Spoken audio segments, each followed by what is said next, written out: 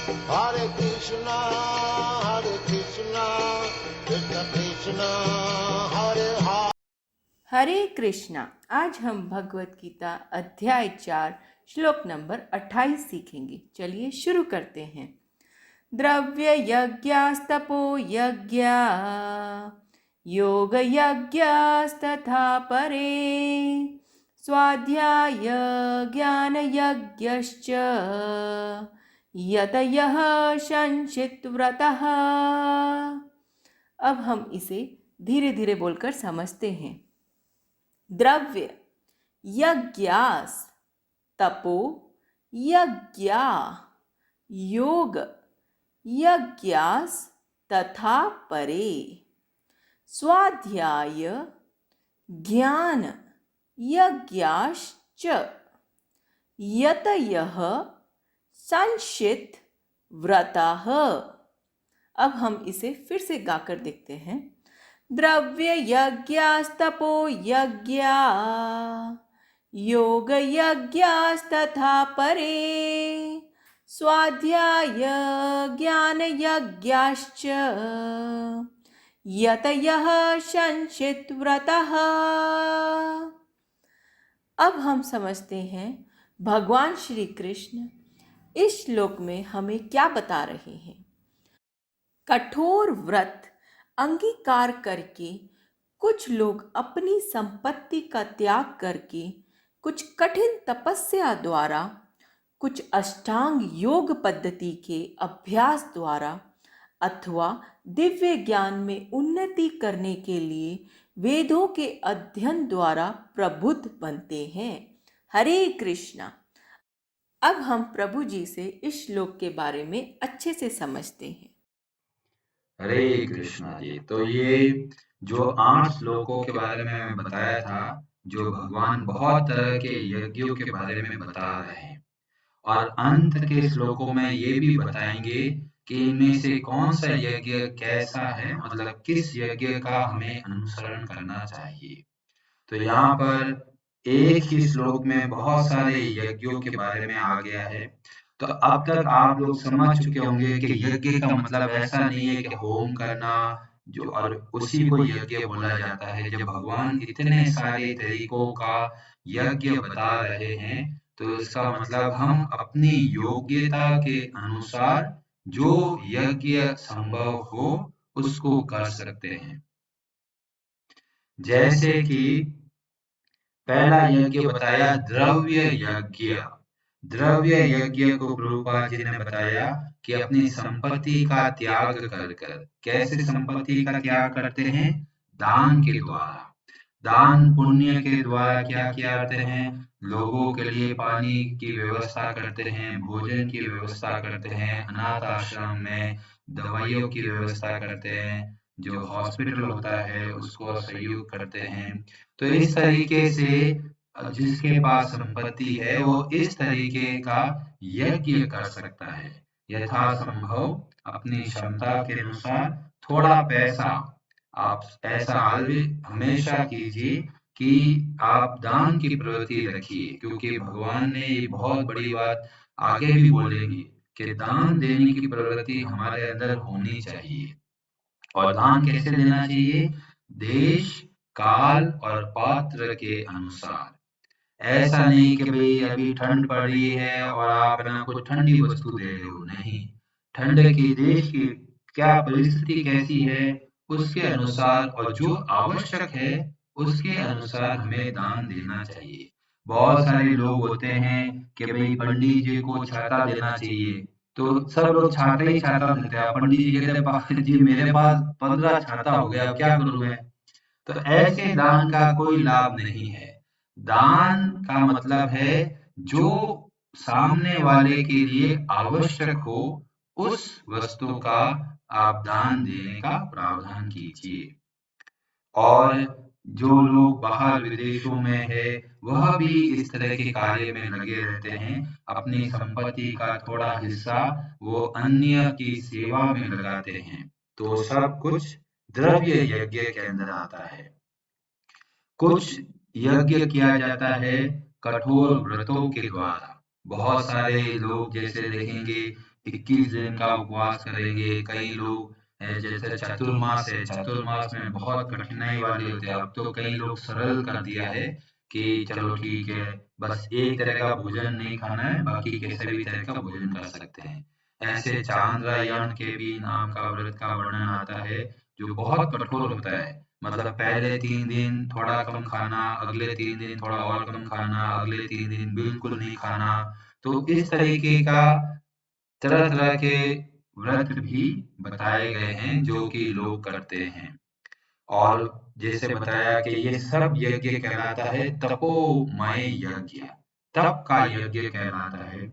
जो योग यज्ञ है वो बताया गया, जैसे कि जो पतंजलि पद्धति है जिसको अष्टांग योग के द्वारा यम, नियम, आसन, प्राणायाम, प्रत्याहार, धारणा, ध्यान और समाधि, ये 8 अंग है। इसी को बोलते हैं अष्टांग योग। और इस विधियों के द्वारा 2 चीजें होती है, या तो निराकार भगवान के लिए प्रयत्न किया जाता है, या फिर सिद्धियों के बारे में, सिद्धियों के प्राप्त होने के रास्ते पे ये है। अब कई लोग बोलते हैं सिद्धियां क्या है, तो आपने हनुमान चालीसा में सुना होगा, अष्ट सिद्धि नव निधि के दाता। तो हनुमान जी हैं, भगवान श्री कृष्ण है, समय समय पर अपने ये सिद्धियों के बारे में दिखाते हैं। जैसे हनुमान जी कभी जरूरत पड़ी तो बहुत बड़े बन जाते हैं, कभी एकदम छोटे बन जाते हैं, कभी बहुत हल्के बन जाते हैं, कभी बहुत भारी बन जाते हैं। तो ये सब सिद्धियों के हैं। पर भगवान के भक्त के पास जो सिद्धियां होती है वह भी केवल भगवान की सेवा के लिए होती है। जैसे कि हनुमान जी के पास सारी सिद्धियां होते हुए भी वो अपने लिए कुछ प्रसन्न, अपना सम्मान के लिए कुछ कार्य नहीं करते थे। जो करना है भगवान की सेवा समझ के करते थे। तो अष्टांग योग जब आचरण करते हैं तो तरह तरह की सिद्धियां मिलती है, और बहुत सारे योगी पुरुष इन सिद्धियों में भटक कर और आगे के रास्ते पे नहीं चल पाते। तो वास्तव में सिद्धियां एक तरह का बंधन है, बाधक है हमारी भक्ति की। पर अगर सिद्धियां मिल जाए और उनको भगवान की सेवा में लगाए तो ये वास्तविक रूप से भक्ति का अनुसरण करना है। और एक और यज्ञ के बारे में बताया गया जिसको बोला गया स्वाध्याय। स्वाध्याय का मतलब स्वयं अध्ययन करना। किसका अध्ययन करें? शास्त्रों का अध्ययन करना, वेदों का अध्ययन करना। इस तरह का अध्ययन करना भी यज्ञ कहलाता है। जैसा कि आप लोग नियमित रूप से थोड़ा थोड़ा भगवत गीता के बारे में पढ़ रहे हैं, तो आप इस तरह का स्वाध्याय यज्ञ का अनुसरण कर रहे हैं। जब आप जप करते हो तो जप यज्ञ करते हो। तो इस तरह से हम लोग भी जाने अनजाने भी बहुत तरह के यज्ञ कर रहे हैं स्वतः ही। और भगवान आगे बोलेंगे जो यज्ञ करते हैं वे ही शांत रह सकते हैं, जो यज्ञ नहीं करते उनके लिए ना ये संसार लाभदायक है ना आने वाला। तो इस तरीके से हम लोग भी स्वाध्याय यज्ञ का अनुसरण करते हैं। और ये सारे यज्ञ कर सकते हैं, पर मुख्य बात भगवान ने बोली थी क्या?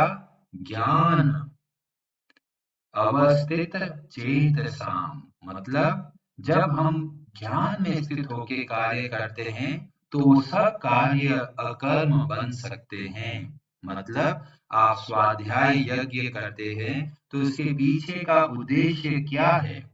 क्या लोगों का सम्मान पाना है कि जी ये तो बहुत बड़े विद्वान है? क्या ये भाव से पढ़ना चाहते हो, या फिर हम कुछ सीख कर और अन्य लोगों की सेवा करना चाहते हैं? तो इस तरह से एक ही स्वाध्याय यज्ञ का अलग अलग परिणाम मिलता है।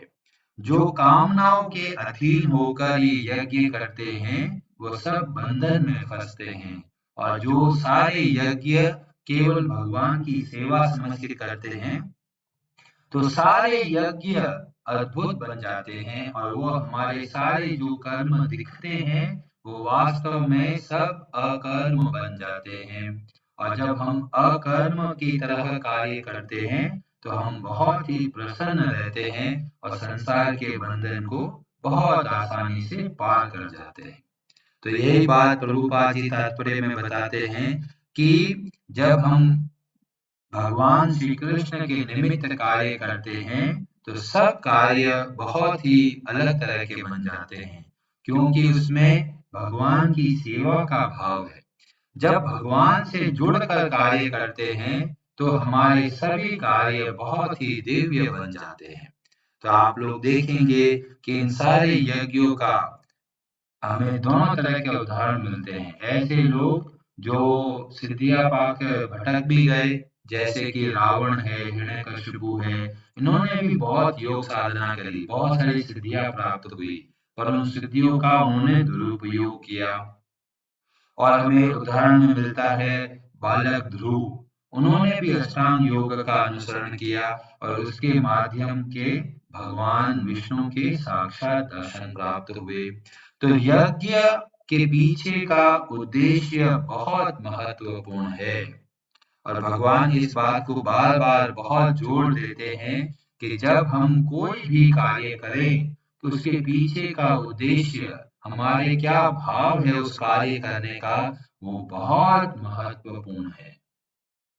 जैसे मैंने भीष्म पितामह के बारे में बताया कि भगवान को युद्ध में तरह तरह के अस्त्र शस्त्र द्वारा हानि पहुंचा रहे हैं, अर्जुन को कष्ट दे रहे हैं, पर फिर भी भगवान उनके एक तीर को भी बुरा नहीं मानते।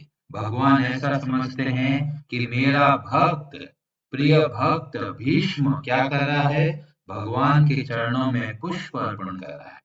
तो बाहर से तो दिखेगा ये तो भयंकर युद्ध चल रहा है, पर भगवान की दृष्टि में वो भगवान की भक्ति कर रहा है।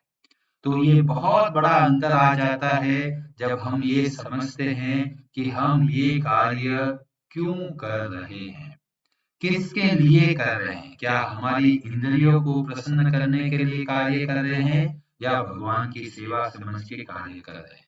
केवल इतना से ही बहुत बड़ा अंतर आ जाता है।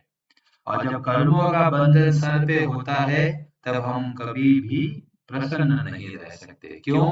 कोई व्यक्ति को बांध दिया जाए और पानी में फेंक दे तो बेचारा क्या खुश रहेगा? नहीं।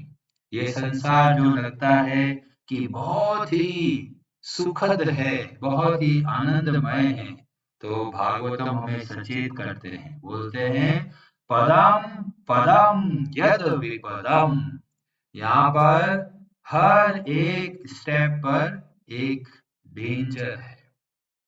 और ये कैसे पता चलता है? ये हम देख सकते हैं गजेंद्र मोक्ष की कथा में, जहां पर गजेंद्र को लगता है ये दुनिया कितनी हसीन है, बहुत ही मजा है, शक्ति है, सब पूरा बड़ा परिवार है, बहुत बड़ा पूरा जंगल का सब जगह मेरी वाह वाह होती है। उसको बड़ा मजा आ रहा था कि मैं बहुत ही अच्छी स्थिति में हूँ। और जो पानी में उतरता है और मगरमच्छ उसका पांव पकड़ लेता है।